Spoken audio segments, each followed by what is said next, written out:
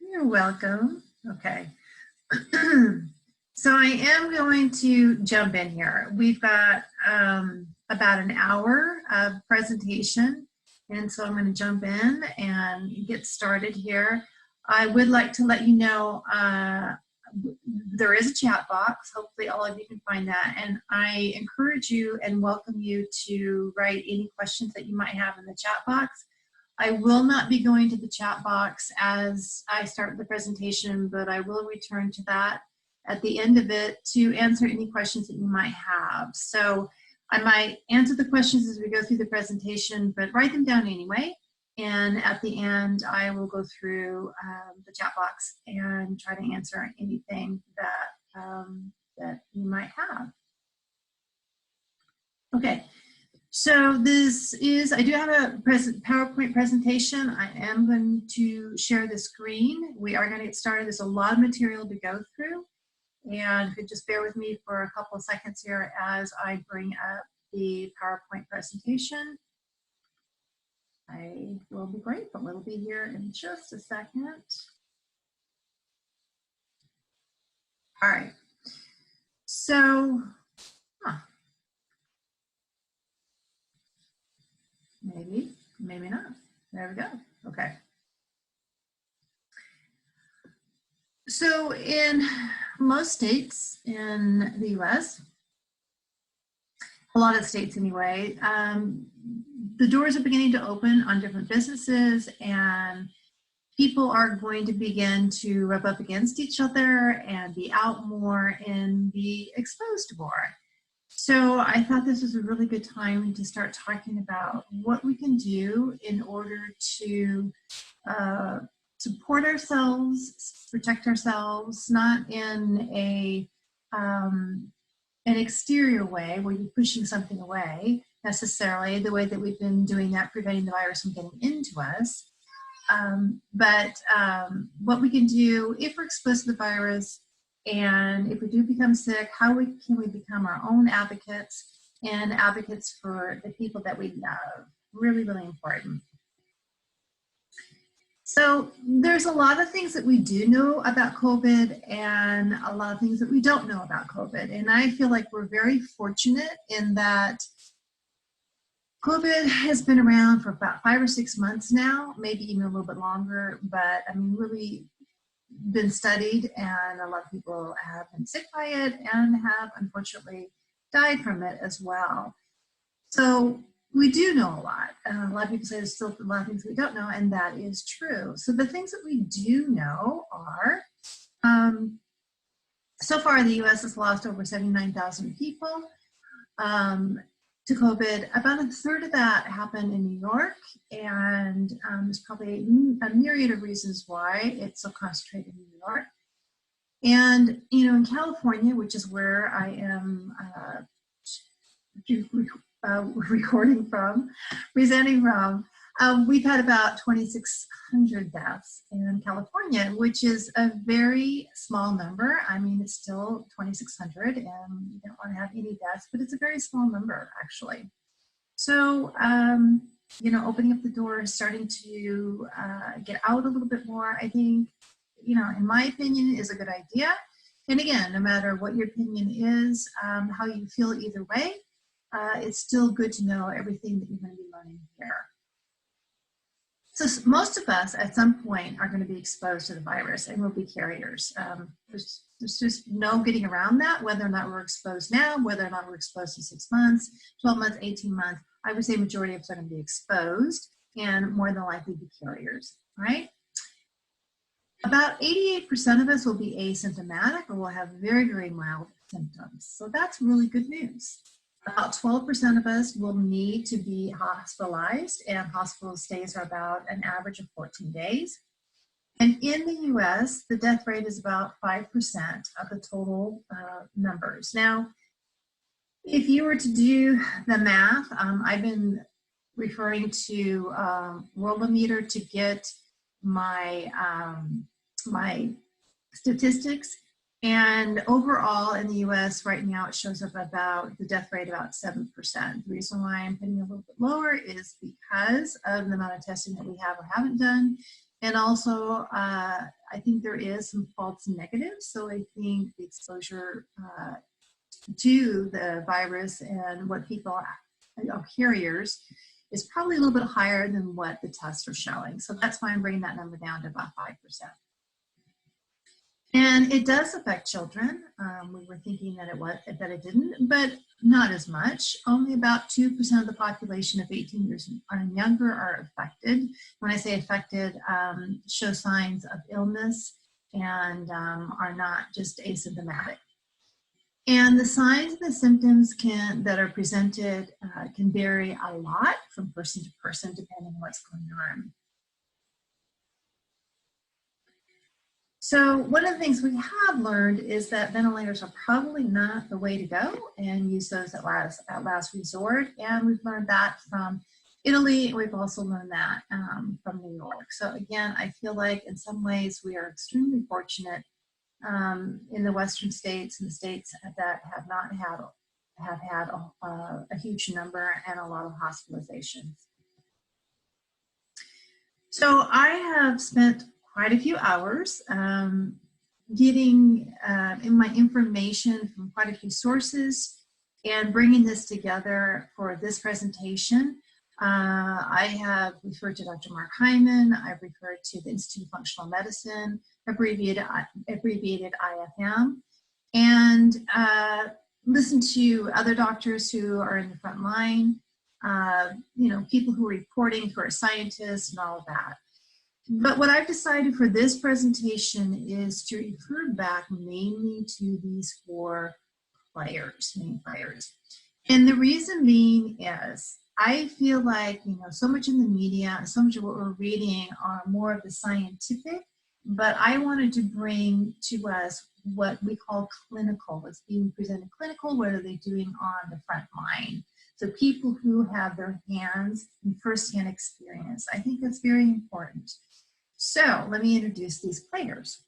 Dr. Jolene Brighton is a naturopathic doctor, and right now she is in Puerto Rico. She is from the Northwest.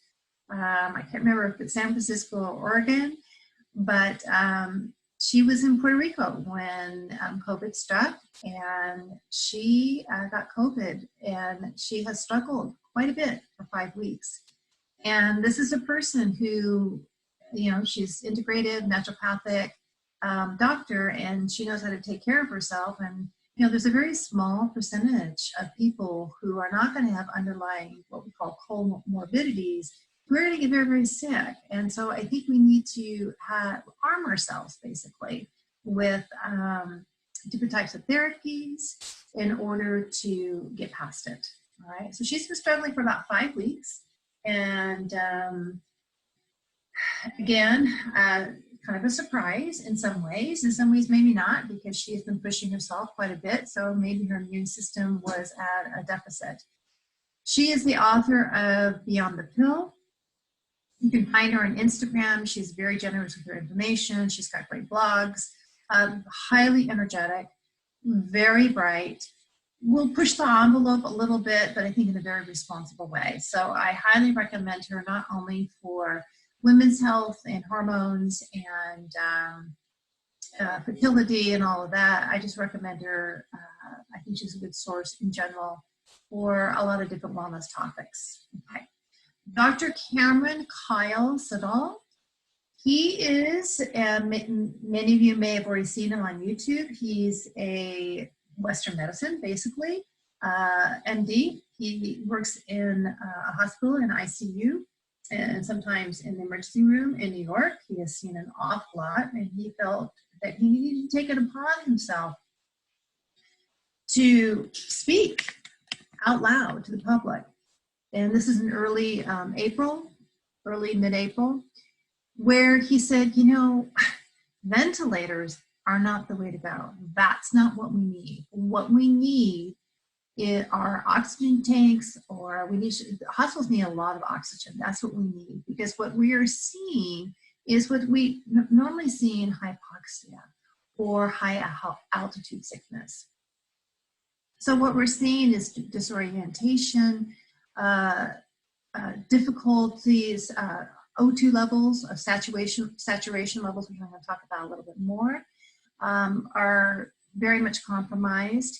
And he's talking about how you have to really look at each patient that is in front of you and think outside the box. And he says that everything that he has learned, he's had to unlearn so much of it.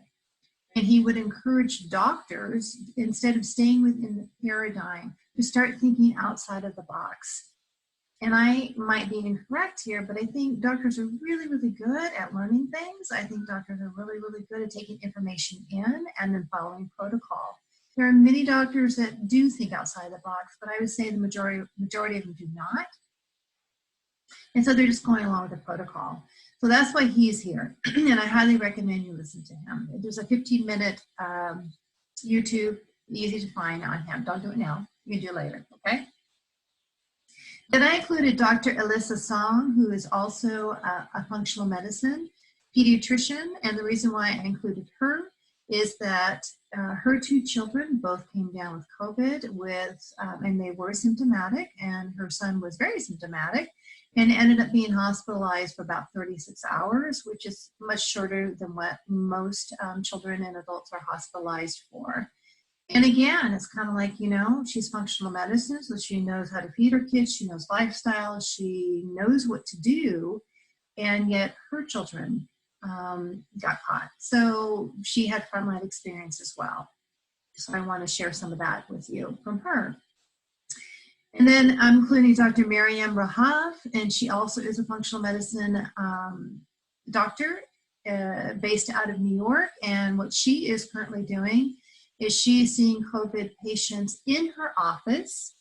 And so we get to see some of the treatment methods that she is using that has been effective. So I'll be talking about that as well. So again, it's all frontline, and I think that's what's really going to be helpful. Now, most of you know me, but for those of you, I did see some new names, so I'm going to introduce myself. A little commercial break here. I'm Cindy Dupuy, and I am a functional medicine nutritionist, and you've heard me mention functional medicine a couple times already. I'm going to abbreviate that to FM for functional medicine. And I want to make a distinction of what a functional medicine or FM practitioner is. We are the type of practitioner that goes to the root of what is going on. So when we have chronic disease, which includes diabetes, heart disease, high cholesterol, any autoimmune disease, hypothyroidism, hormone imbalances, PCOS, anything that's basically chronic, which is, and cancer too, and which is why most people do end up going to the doctors. We look for a root cause of that. And we tend to be detectives, which is really fun and exciting. When you see a FM practitioner, the relationship is very different than what you're going to be seeing in Western medicine, in that we spend a lot of time with you. We look at your history. We want to know what's going on. We review your blood work. And our ranges may be very different from what Western medicine is. Western medicine tends to be more disease-oriented. It's like you have to be really, really sick before you get attention. And we are more health-oriented. And that's a big distinction, number one. Number two is we ask why. Okay, so mainly Western medicine stops at what with that diagnosis, right? And then they treat that what. We ask, we can go another step further and we go, why? Why is that happening? So there's a lot of digging going on. So that's a big distinction there.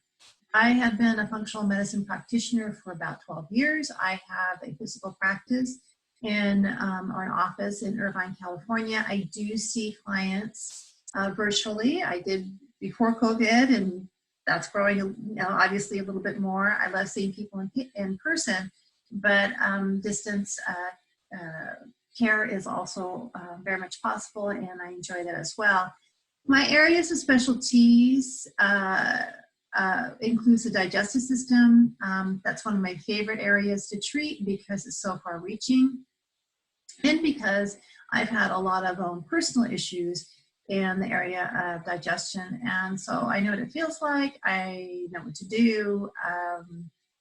and it is one of my favorite areas. And another reason why it's a favorite area is most GI doctors don't know what to do with chronic digestive issues. They do not know what to do, which is why I get clients, and I'm glad they end up at my doorstep. Now, the areas eczema and rosacea, asthma, and even psoriasis, and eczema and rosacea and asthma often stem from digestive issues, so that would go hand in hand. Weight loss resistance is one of my favorites as well. Polycystic ovarian syndrome, PCOS. And then my practice has recently expanded into preconception care, which I'm very excited about, and prenatal and postpartum care for caring for mama and caring for baby before baby gets here. And then I also deal with hormones and environmental medicine. You can reach me at alivingbalance.net. I have a blog there that has many, many recipes that are delicious that I hope you explore, and also a lot of wellness articles as well. And I think will be helpful. You can always go there to schedule a complimentary 15-minute chat with me if you'd ever like to do that. And I think that's about it. So that's me in a nutshell. And we're going to continue on. Disclaimer: the information that is provided in this presentation is not intended to treat or diagnose, nor replace an individual relationship with a qualified healthcare professional, and is not intended as medical advice. Myself and A Living Balance encourages you to seek professional help if you are ill or suspect that you have COVID-19, and be treated by your primary care physician or a healthcare provider. Only a licensed medical professional can diagnose, prescribe treatment, and medications for you. Okay? Important. This is information. What we're going to cover basically is what exactly is happening inside our bodies once the virus finds its way in. We're going to cover that briefly, how it replicates, why some people are more susceptible than others to virus, what we've been doing wrong. I already kind of touched on that. What is a cytokine storm, which is the same thing as an inflammatory storm, how to become a lousy host or hostess, signs to watch for if you get sick and know when to get help, and what to do if you do get sick, and then the natural therapies that are available to you. I have a little note down here to watch Dr. Mark Hyman's YouTube video on COVID-19. He goes into detail about a lot of what I'm going to be talking about here, maybe a little bit differently. I believe in that one he is interviewing 3 or 4 other FM doctors, but it's very good, very easy to follow. So I always recommend Dr. Mark Hyman. He's got a lot of good stuff. So that's a good resource for you. So let's talk about how COVID replicates itself. And probably a lot of you have already heard this. It's been in the media. It might not be anything new to you, but I think it's important to know. So the virus attaches itself to the ACE2 receptors. And those receptors are on tissues like lung tissue, gastrointestinal tissue, heart, and kidney. Basically, ACE2 receptors are also in your blood serum. So it attaches itself to that, and then it replicates from there. And then it moves to different types of tissues, and there's a lot of inflammation, a lot of swelling that can go on. So if it hits the lungs, there's going to be a lot of inflammation and swelling that is happening in the lungs. There is a theory, I haven't heard it more than a theory, is that the ACE2, having more ACE2 receptors in the serum or the blood is helpful to kind of, have the virus attached to those instead of tissue. So attached to the ACE2 receptors in the serum and then removing it that way. It's moving around rather than attaching to the tissue itself. And apparently children do have higher amounts of ACE2 receptors in their serum, which may be a protective mechanism that we're seeing in them. So the virus can, through a variety of different ways, attack tissues But it's also, and this is not what's being talked about nearly as much in the media, but I'm hearing it from the frontline people in the front line, from all the 4 people that I listed there, is that it is probably attacking also our red blood cells. And why is this important? Well, within the red blood cells, we have something called hemoglobin, and attached to the hemoglobin is iron. And it's the iron attached to the hemoglobin that holds the oxygen that the red blood cells take to all around our body, right? To all the different tissues. So if, and it's important, right? We can't operate without oxygen. So if the virus replicates itself to a point where it can attack the red blood cells and the hemoglobin, we can have red blood cells circulating around, but there's no oxygen to feed the lungs, the heart, the digestive tract, our brains, all of that. So that's why we're seeing what we call hypoxia. Because hypoxia, and this is what Dr. Cameron was talking about, that's what he has been seeing. And hypoxia is a lack of oxygen, okay? It's high altitude sickness. So it's the body not getting enough oxygen. And the signs and symptoms of that is confusion, nausea, not feeling well, bone pain, okay? So just pain all the way down. So a lot of aches and pains. And again, we're seeing that in COVID patients. That's what we're seeing. And we're seeing the need for oxygen. So going back to Dr. Cameron Siddell, that's what he was saying. It's like, hey guys, we're seeing hypoxia. So what we need is oxygen. The ventilation is way, way, way down the line here. That's not our first line of defense. And that's how Italy was treating things. That's where we were going. The other thing he was talking about, and I don't think I mentioned this yet. If I did, I apologize, is that we have to look at each patient individually. And he was giving the example of how he had a patient that had an oxygen sat rate of around, I think it was below 70, which is low. And one patient was able to talk still, which is not usually happening. And another one was very much in trouble. So you have to, again, really look at what's in front of you and treat it from there. So when COVID knocks off iron, it does a couple things. One is you don't have the oxygen available to you, and also that causes CO2 to rise in the body and causes acidosis as well. Okay, so that's not something you don't want. I'm going to talk about iron and ferritin in just a little bit. Ferritin is where the iron is stored, and ferritin is also actually an indicator of inflammation. And what we're seeing in some of these COVID patients is really, really high ferritin levels. And I'll come back to that. All right. So with every infection, there are 2 players. There's the microbe, which is the host, the parasite, the bacteria, and the host. We can't necessarily control the microbe. That's not really the problem. The problem is the host. Once that virus or once that bacteria enters the body and the host cannot handle, they get rid of it, that's where we have a problem. So we have extraordinary control over us, the host. And functional medicine, I'm going back to that again, is the science of creating health and of creating resilience and making your system an inhospitable place for disease on any level. So I kind of like this picture, this cartoon. This shows how happy these people are coming out of this health food store. They look happy and they look healthy. It's not the best picture in the world, but the idea comes across. And then Western medicine, and the majority of, I know the population, not only in the US, but in many other parts of the world, this is, pharmacy. This is how we're treating everything, is by going to the pharmacy. And people look like hell, and they feel like hell, and their immune systems are not good. And their hosts, okay, they are really good hosts for microbes and viruses and bacteria. And we don't want to be that way. So, who is most susceptible?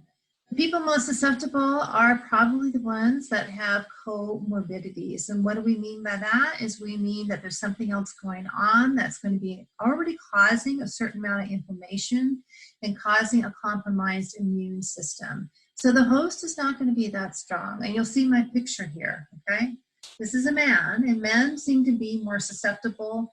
The reasons why, it's speculation that because they don't take care of themselves the same way that women do, they don't see the doctor as soon as women do, they don't seem to be as interested in alternative therapies as women do.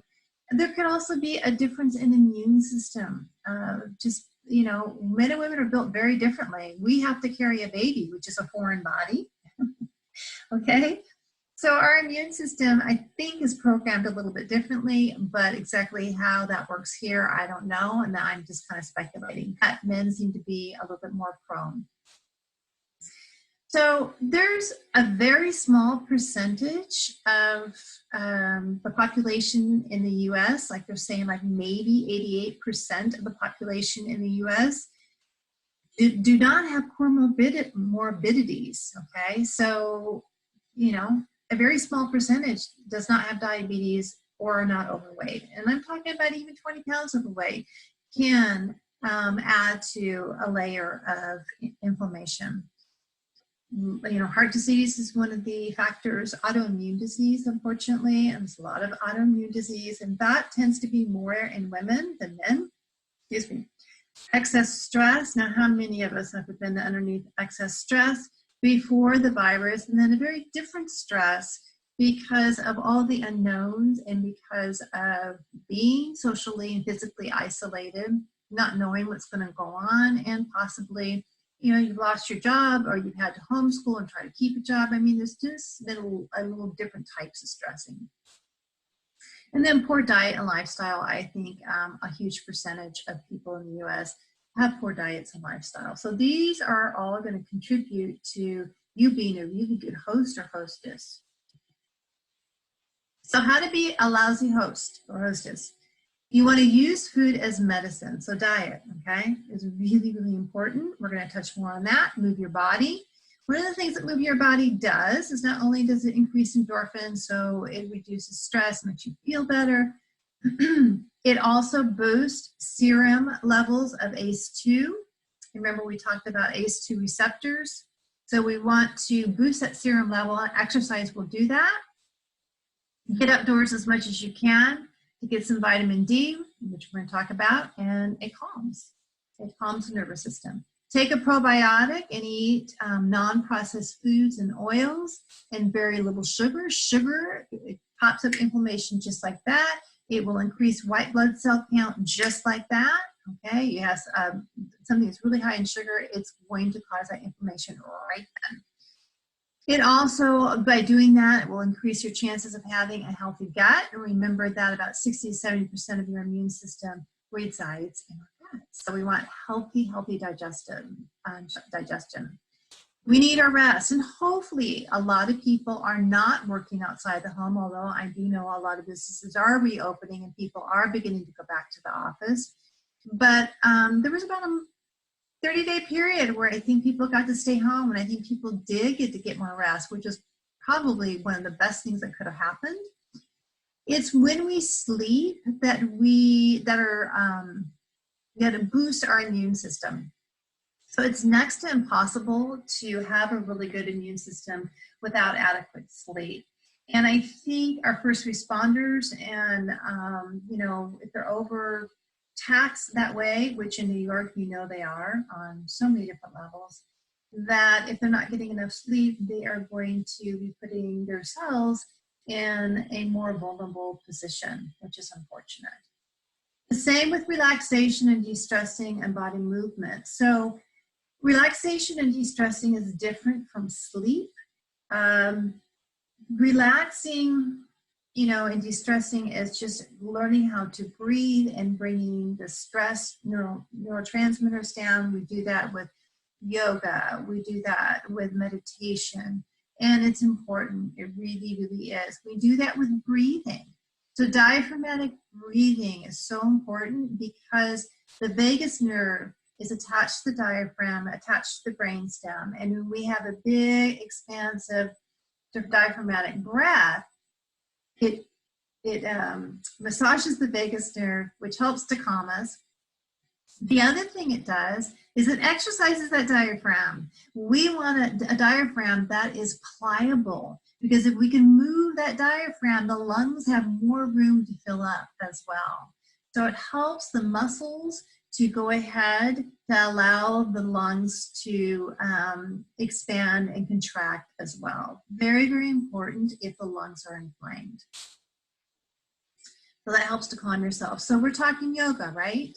I do know so many yoga practitioners that have said, and I've heard this over and over and over, that once they started to do yoga on a regular basis, that, you know, they can't remember the last time that they were sick.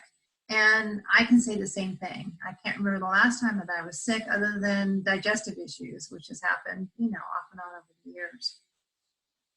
And then there's basic supplements. Do I want to go back? Yes, I do want to go back for 1 second, just back to Dr. Jolene Brighton. And, you know, I was talking about diaphragmatic breathing if the lungs become inflamed and infected. I want to go back to Dr. Jolene Brighton, who has been on oxygen for about 4 weeks now. And the thing is her lungs are not scarred, her lungs are not cloudy, her lungs have not been affected. And that goes back to the oxygen theory, the hemoglobin, the lack of oxygen, and what happens with the virus attacking that. I don't think I said that before. Okay, so let's look at food as medicine, just briefly. Food is always my first line, partially because I'm a nutritionist, but because it is the first line. By eating a variety of fruits and vegetables, you can use food as medicine, and you supply your body with things like vitamin C, which are antioxidants, with polyphenols, which are anti-inflammatory, and phytonutrients, which are phytonutrients come from fruits and vegetables. And I'm going to pause here with the phytonutrients because I want to remind everybody, I know not everyone can afford to do organic, and I get that, but if you can, I want to give you another incentive as to why to buy organic, other than the fact that we don't want to have pesticides or herbicides on our foods. You know, pesticides and herbicides are designed to kill pests, right, on our produce. And just like with us humans, plants, if there isn't a medication or if there isn't a substance that kills what might be eating them, all right, or hurting them or infecting them, they have a chance to become more resilient. And they actually create phytonutrients or compounds that if we eat and ingest, we get the benefit of that. So if you have a plant, and heirloom plants are like the best, or if we have a plant or a type of plant or crop that is extremely hardy, it's used to being in maybe cold or drought or whatever, and it's been around for thousands of years, I guarantee you that plant has got tons of medicinal value and phytonutrients that we want to put in our bodies. Okay. So that's another reason why we want to do organic, because that plant is going to be able to give us more medicinal components. Eating things like quercetin, and quercetin is anti-inflammatory, and quercetin can be found in apples and onions, so eat lots of those, and even a little bit of garlic, I believe. And then we want to use antiviral and immune boosting herbs and spices. So Indian food is awesome right now. So our turmeric, our curcumin, cardamom, cinnamon, again, garlic. So using our herbs and spices as medicinal on a daily basis, it makes food taste wonderful and it boosts our immune system. And I know a lot more people are eating at home, and not eating out as much or getting food to go as much. And I think it's giving people a chance to explore and eat a little bit better. So I'm really happy for that. Eating high quality and adequate amounts of protein is really essential for immune function and to make sure tissues stay healthy. And the people I worry about in this realm are the elderly and vegans. Vegans would be obvious, right? You can be a vegan, be healthy. I think it is a tough one to do, and you have to be very knowledgeable and very careful. And everyone is different, and some people do much better than others. But again, I worry a little bit. And the elderly, why would they have a difficult time getting adequate amounts of protein or amino acids from the protein? Would be because perhaps they don't have the oral health to chew and or as we get older, often stomach acid can be reduced, or there's so many Americans, especially older Americans, who are on antacids or proton inhibitors for acid reflux. And that reduces the amount of stomach acid we have, and we have to have stomach acid in order to break down protein. So that's another factor. So that's why I worry about them. And zinc is a big player in immunity and fighting viruses. And the best sources of zinc as far as diet would be animal sources. You can also get zinc from nuts and seeds and beans, but the amount is not going to be nearly as much as what you can get from animals. Again, taking a probiotic and eating non-processed foods and oils and very little sugar is going to help you. I already hit on that point. Okay, so this is what food as medicine might look like. And I didn't put any beans or grains in here. I guess you can, but I would actually, these foods right here, I think are more important and the ones that we need to concentrate on, which is why I put that. I think most people do not have a hard time putting in grains, G-R-A-I-N-S, and they don't have a hard time putting in beans. So that's why I put this. So you have your variety here of your vegetables, yum, all these different colors, and we want all these different colors because they give us different phytonutrients and they give us different antioxidants. And, you know, I already talked about what's over here and eggs and things like that. We'll touch on again. And then we have all of our good fats, and we get a lot of polyphenols from that as well. So that's what we want to have in our diet daily. Okay, so I'm going to talk about supplements to boost and maintain your immunity. So what I'm talking about here is what we can do to boost and maintain our innate immune system. And what I mean by innate is that that's a system that we have without in a foreign body activating our immune system. So it's just there. We want to flex the muscles of our innate immune system so that when something comes in to attack, it's in good fighting order. Okay, so this is basically maintenance. I did take a lot of these amounts and figures from a table from the Institute of Functional Medicine. And they have some wonderful things out there right now. I'm not sure, I did not check whether or not some of their material and videos are available to the general public. I am a member of the Institute of Functional Medicine, and that's why it's available to me, but I didn't check. But you can always go online. Their website is ifm.org, I believe, or you can just Google it. So what we want in order to maintain our innate immune system is we want buffered vitamin C. And, you know, normally I might say 1,000 milligrams a day would be enough, but I'm upping it a little bit to 2,000, 3,000 milligrams a day. It's not too much, okay? Not only does vitamin C help with our immune system and help to kill viruses, it is a huge antioxidant. And, you know, we throw that word around a lot, and I don't know if most people know what it means, antioxidants. So I'm going to tell you right here.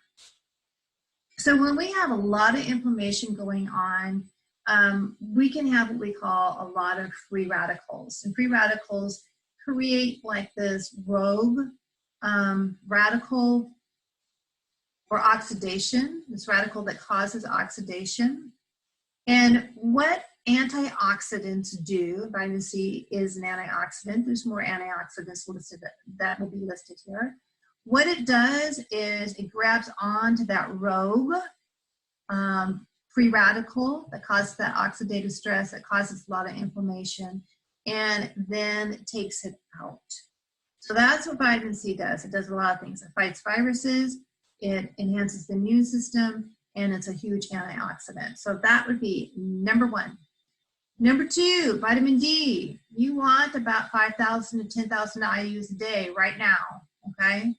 Even if your vitamin D levels are at a 50, and I like to see it at least at 50, I would say at least 80% of my clients come in closer to 30 and below. Unfortunately, I see that an awful lot, and for some of them, it's really hard to get the vitamin D levels up. So, taking a little bit extra right now won't hurt you. It won't hurt you.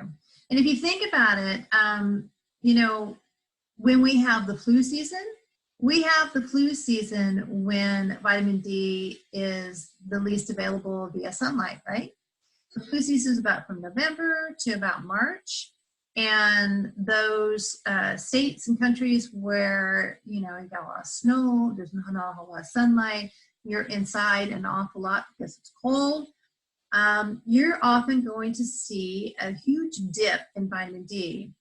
And vitamin D is an immune modulator. In other words, it doesn't boost the immune system up so much, but it's a modulator. So we're not going to have, perhaps I can help us with the cytokine storm, and I didn't really talk about that yet. Cytokine storm when the body overreacts. So let's pause here for cytokine storm, cytokine storm. So cytokines are produced from our body that in response to inflammation. It's something it's supposed to do. It's a protective mechanism. But if we have too much inflammation going on, we can have what we call a storm. And that storm causes so much inflammation that the body starts to shut down. It can start to throw clots. It is mayhem. And that's what we're seeing in a lot of the patients that have comorbidities. They're already coming in with high amounts of cytokines. Okay, so that's what's happening here. So the vitamin D can really help modulate that. Zinc, normally I recommend about 15 milligrams of zinc per day. I'm going up to 30, and the Institute of Functional Medicine even went up to 60 milligrams a day, which is, you know, a little bit higher. And zinc, again, is great as far as fighting viruses and helping the immune system. Vitamin A. Now, vitamin A has been studied a lot, and it kind of hits a back seat when we talk to viruses, but I'm going to bring that to the forefront. Vitamin A has been recommended by the World Health Organization to help prevent the severity of measles, and also after a measles vaccine, because once in a while that can go into pneumonia. So they recommend what we call a bolus of vitamin A before and maybe after. Now, viruses chew up vitamin A, okay? So we need a lot more of it. Now, the amount that you're seeing here is high. It's higher than what is recommended. It's 20,000 to 30,000 IUs. I would not have put this on here unless the IFM Institute had talked about it. I listened to what they had to say, and I went, okay. They're recommending this much vitamin A per day, right around this time, okay? And some people are concerned about overdosing on vitamin A, and there was a discussion about really how they haven't seen that unless somebody's taking 100,000 IUs on a daily basis for months on end. And then we will see some symptoms of overdosing. Now, we get vitamin A in the form of beta carotene from our diets. Some people have a difficult time converting that beta carotene into the retinol form, which is the form that we can use. And so genetically, they can be predisposed to that. And I am one of those, as a matter of fact. I have two genes that says, vitamin A is an issue for me in that conversion. So I know I need to take it. I probably need to take more than what I am. I think, usually in a multi, you're going to see maybe 2,000, I think. I use a retinol per day. Anyway, so this is a high amount because it does fight viruses. Viruses do deplete our amounts, and it's highly, highly recommended. Selenium is also a huge antioxidant, and maybe 200 micrograms, not much at all, per day. And you might even think about eating maybe 2 to 4 Brazil nuts a day to get that amount of selenium. So we can do that with food.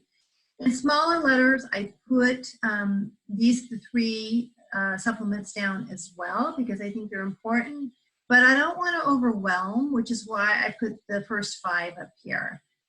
If you want to pick and choose, I would definitely do the first 4, no questions asked.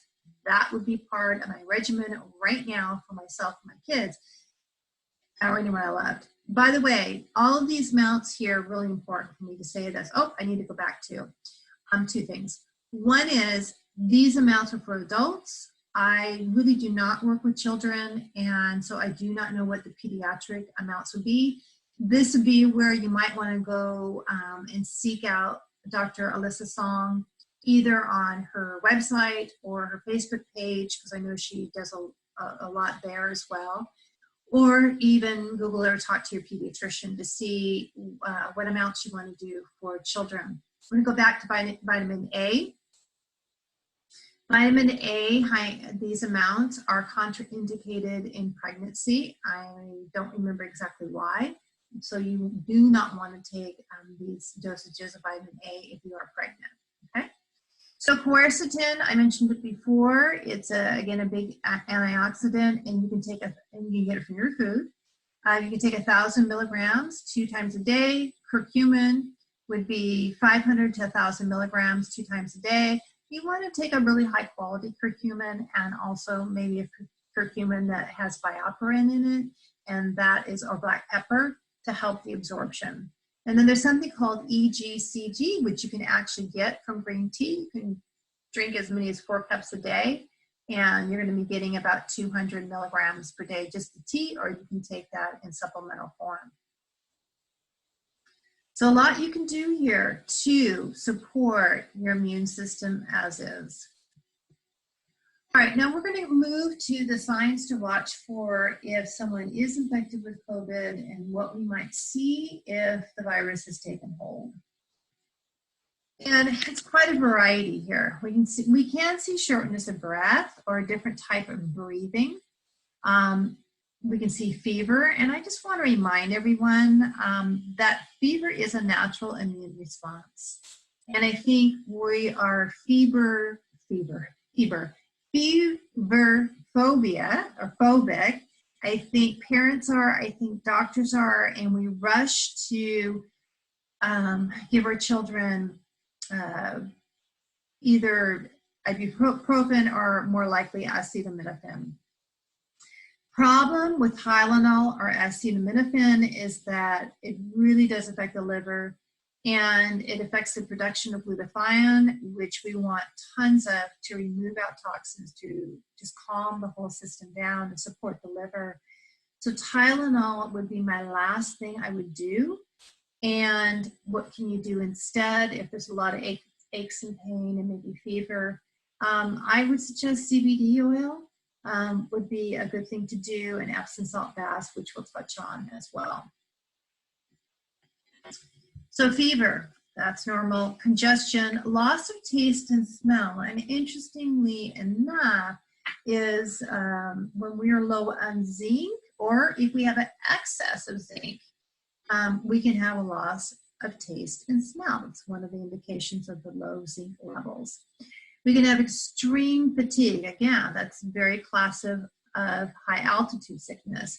We can have hallucinations and personality changes. Again, high altitude sickness. And Dr. Song's son did experience extreme fatigue. He did experience the hallucinations. He did experience gastrointestinal distress and aches and pains, and he did get a sore big toe. And there is a condition that can cause that, also possibly clotting can cause that in adults. And you can have general disorientation. And again, Dr. Song's son did experience that. Okay, I'm going to talk a little bit about the breathing. So what seems to be happening is with oxygen saturation, we want to be close to 98%. That's healthy, okay? I am hearing that most hospitals will not take a patient in until they're below 90 or below. Okay.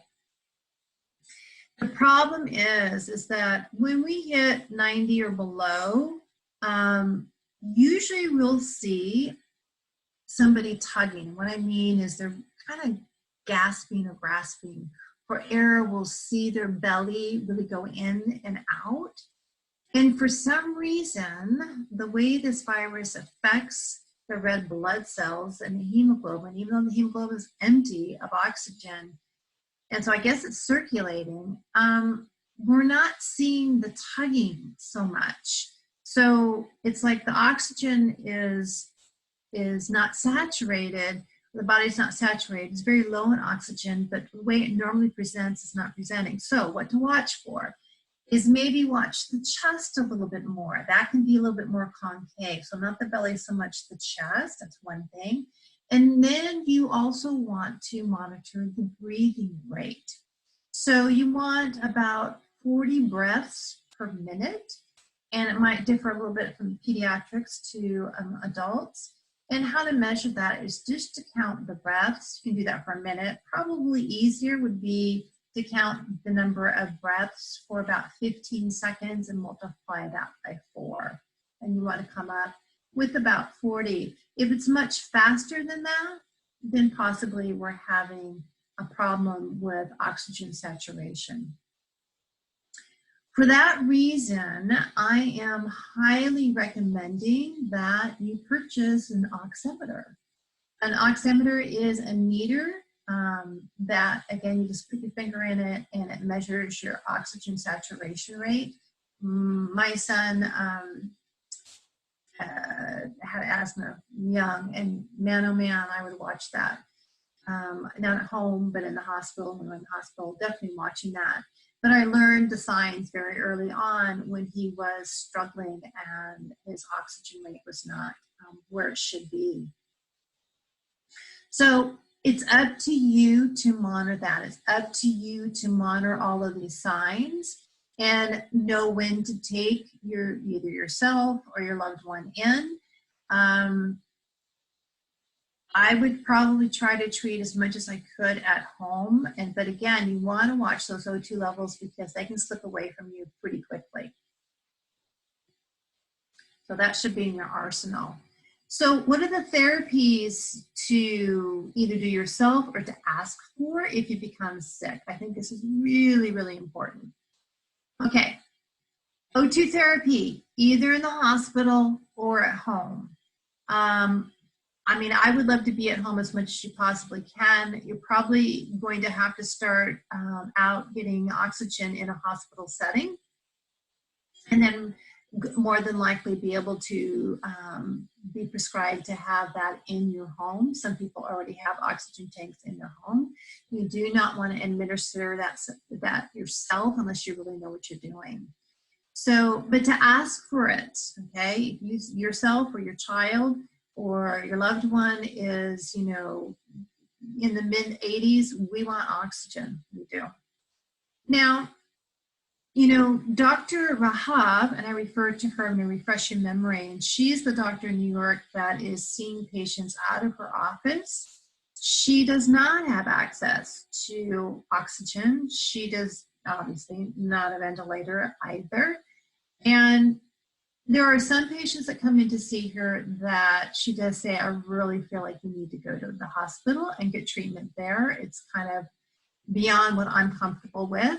But she did have one elderly client who did have, you know, comorbidities. And he came in, I think his O2 rate was about an 83, if that. And he just said, I'm not going to the hospital, do what you can here. What she did is she gave him IV therapy. She gave him IV vitamin C, a little glutathione. So vitamin C seems to be the big ticket here. Always has been. Linus Pauling put that out there many, many moons ago. So if you're able to find a place that will give you IV vitamin C therapy, I would do that. If you can't find a place and a lot of offices are closed, or maybe you can't afford to do that, vitamin C is not that expensive orally, oral vitamin C. And what you want to do is take it to what we call bowel tolerance. So if you start to get diarrhea, that means that your bowels are not tolerating it, you're not absorbing it.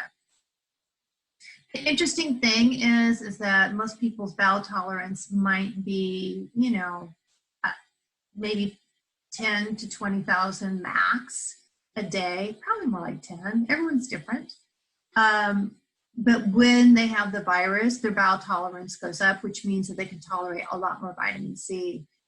So what is being recommended is about 10,000 milligrams a day, or if you can get in 1,000 milligrams every 30 minutes or every hour, that would be really, really helpful.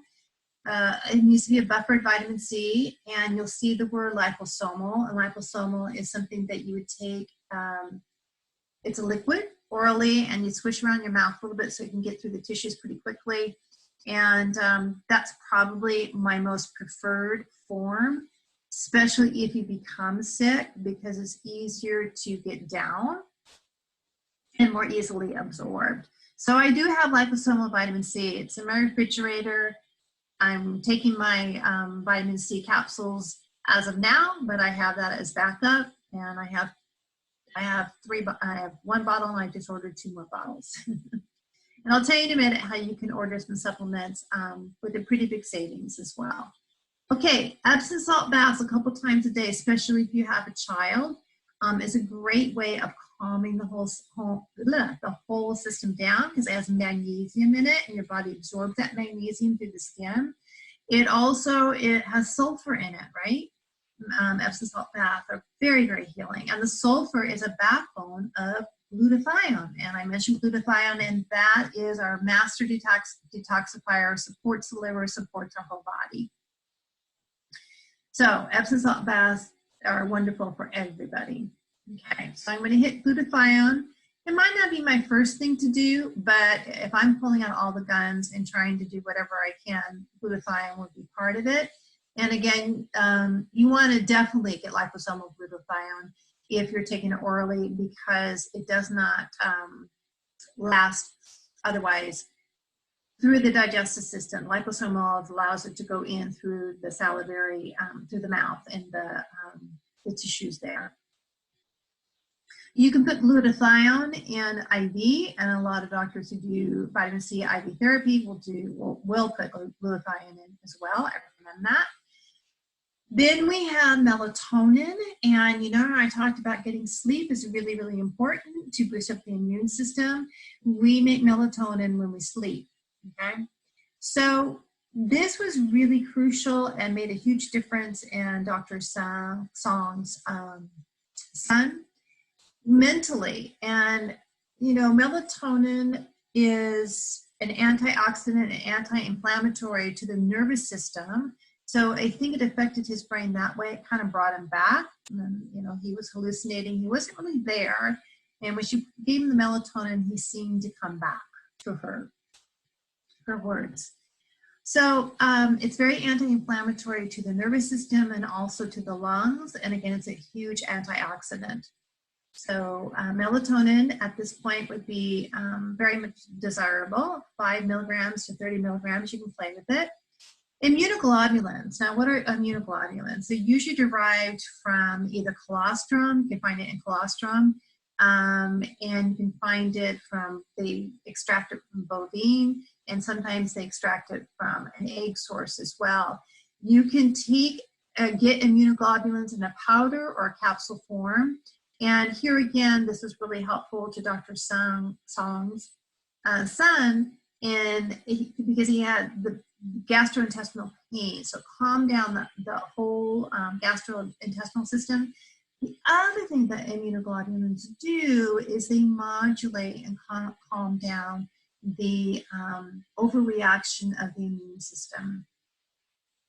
So again, it could help in a cytokine storm and calm down that whole overreaction of the immune system. NAC or N-acetylcysteine, if you're taking it orally, 600 and 900 milligrams 2 times a day. And I know that there is a prescription form of cysteine that you can nebulize. And I think melatonin you can nebulize as well. And for those of you who don't know what a nebulizer is, it's a machine that breaks down the medication into very, very small particles. And either you inhale it with a mask, so a baby or a child would have a mask, an adult or an older child would have a mouthpiece that they would inhale the cysteine, and that's prescription. Caveat on this one, contraindication, and I'm not quite sure the mechanism, but it's contraindicated for those with asthma. So those with asthma, I know at least you do not want to nebulize cysteine. I don't know about oral NAC. Okay, L-carnitine, but going back to Dr. Rahiv in New York, in our practice, I think the gentleman that was very compromised that refused to go to the hospital, she also gave him L-carnitine in that IV cocktail. And what L-carnitine does is it actually converts fats into energy, so it gives you ATP. And, you know, when we're not getting enough oxygen, we get, you know, our muscles get tired, right? And I want to go into that. Our muscles get tired, and our diaphragm, remember, is a muscle as well. So by giving L-carnitine, possibly that can help that diaphragm work a little bit better and help those lungs move a little bit better. I kind of want to take this into something that you can relate to, okay? So viruses and bacteria, they like an anaerobic type of environment. And when we say anaerobic, we're talking about no oxygen, okay? And let's go back to that hemoglobin picture of how that virus kicks the oxygen off of that hemoglobin. It doesn't want it on there. It doesn't want an oxygenated environment. That's not what it wants. It wants an anaerobic.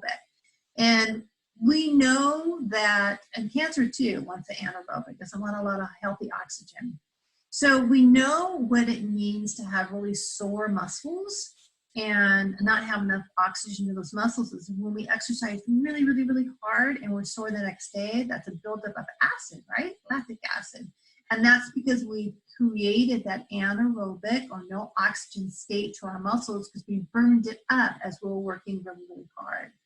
So I'm hoping that you can tie that together with maybe what COVID is doing. So when we give a patient oxygen, when we bring that back in, when we give them the vitamin C, all those things are trying to create an environment that is aerobic, okay? It's not gonna be happy, not gonna be happy.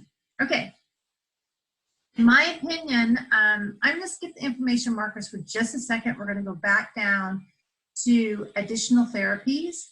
So these right here would be first line. I would also put ozone and light therapy if that was available to me.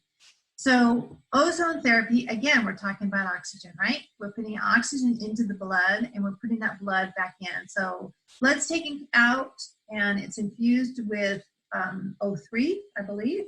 And then that blood's put back into you intravenously. And so it's flooding your body with oxygen. And you know, places like Germany, it's been around, they use it a lot. I know Dr. Mark Hyman has used it personally when he was really sick about 2 years ago. So that would be a therapy I would recommend, and also light therapy. It can be red light therapy, blue, red light therapy. And I haven't read yet how exactly the light therapy can help with this, but I do know that the light therapy helps to modulate the immune system. So I would think it would help modulate too much reaction to it. I don't think the virus is going to be real happy with the light therapy, but I'm not sure if it affects the virus directly or if it just helps by modulating the immune system and calming everything down. But I would think it's very, very effective. Okay. Very important. Inflammation markers, okay? If I went to the doctor, if I was sick or had someone that was sick, I would demand, if they're not doing it on their own, I would ask first if they're taking blood, or if I'm not, I would still ask, please take blood, and I want CRP and ferritin. White blood cell count is pretty standard, but these two other markers right here, CRP, which is C-reactive protein, and ferritin, are both indicators of inflammation in the body, okay? Again, ferritin is also the is where iron is stored. And Dr. Vahab is saying that we're seeing really, really high ferritin levels, like up in the hundreds. And that is telling us that probably what's happening is that iron that's being kicked off has to go somewhere. So it's going in storage and it's causing a lot of inflammation. So excess iron is actually oxidative, okay? So doesn't make our bodies happy. And we need those antioxidants in order to mop all that up. So we want to see what our levels are. You want to see what your levels are now. If you've never had these tested, you want to see that now.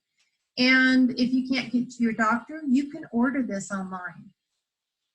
I have a lab that I work with on a cash basis, and you just order it online, you take it to Quest, and you get your lab work done, and then you've got your results there. And I think it's really important to know.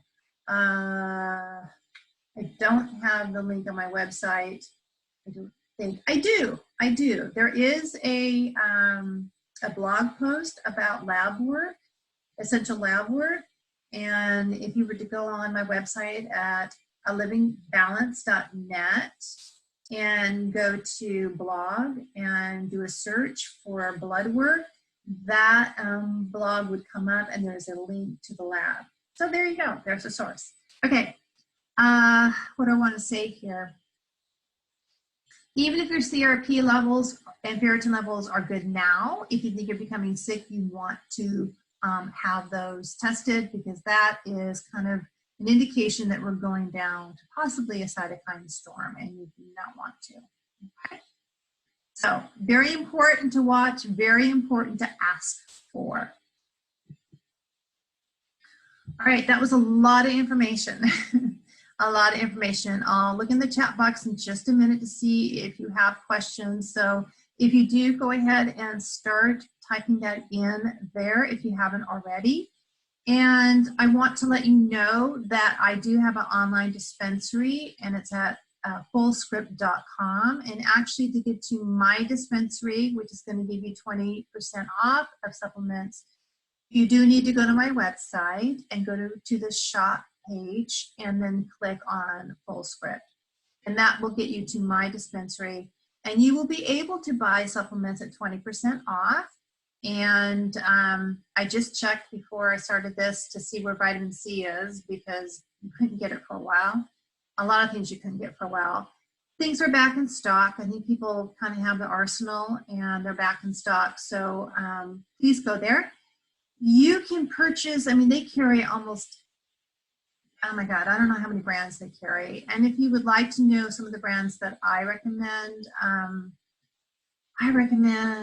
Seeking Health, Designs for Health, Metagenics, Garden of Life, Jarrow, Silver something, I forget what it is. For probiotic, I like Megaspore, Megaspore. It's a spore probiotic. I've had tons of good luck with it. It's a little bit pricier, but I think it's very effective.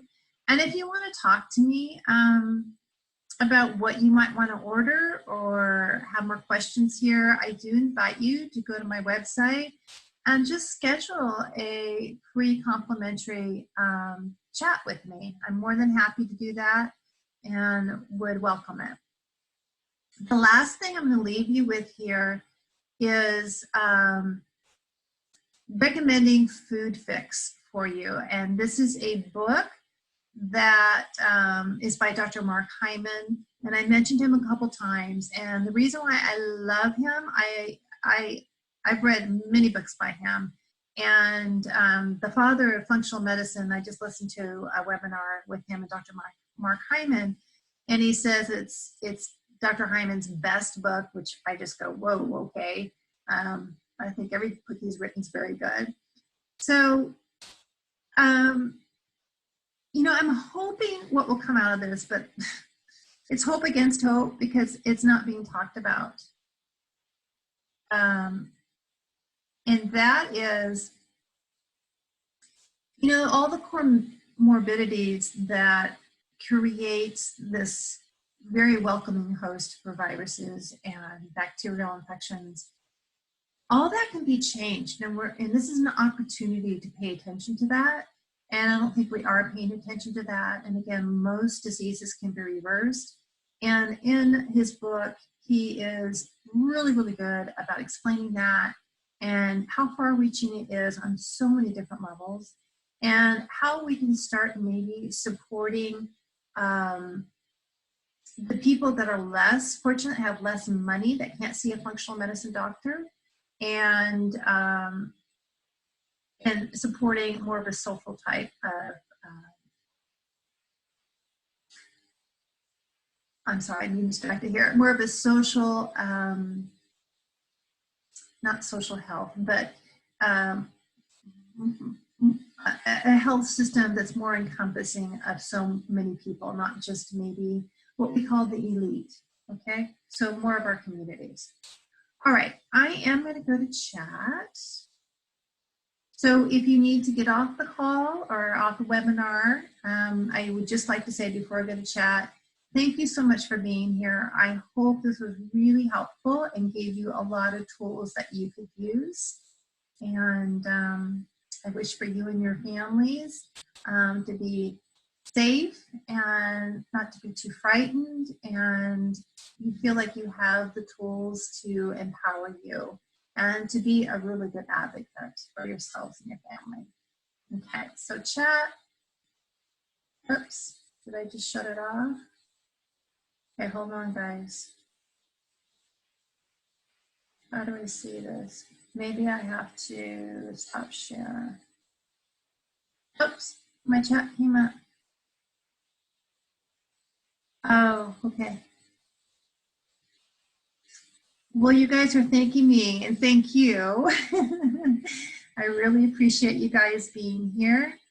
Can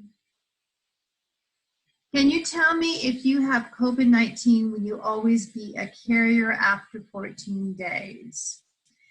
I don't know how to answer that other than it's my understanding that it can incubate for 14 days. And then after that, if you don't have the symptoms, you probably are not a continued carrier. And I would say you may have antibodies for it. And there is some controversy about the types of antibody tests that are out there now, and I'm not quite sure if I would trust them. So are you contagious even after 14 days? I would say probably not, but I would check in with a doctor, or if anyone else has any different information, please say so here. I'd be more than happy. That's a really, really good question. Will you always be a carrier? No, I would say, you know, after you've tested positive, no matter if you're symptomatic or not, you're going to have some antibodies, and they don't know yet how long the antibodies will last. And, you know, I would say the sicker you are, probably the higher antibodies that you do have. Okay. All right. I think that's it. You are so welcome, everyone. Thank you for being here, and have a wonderful rest of your weekend.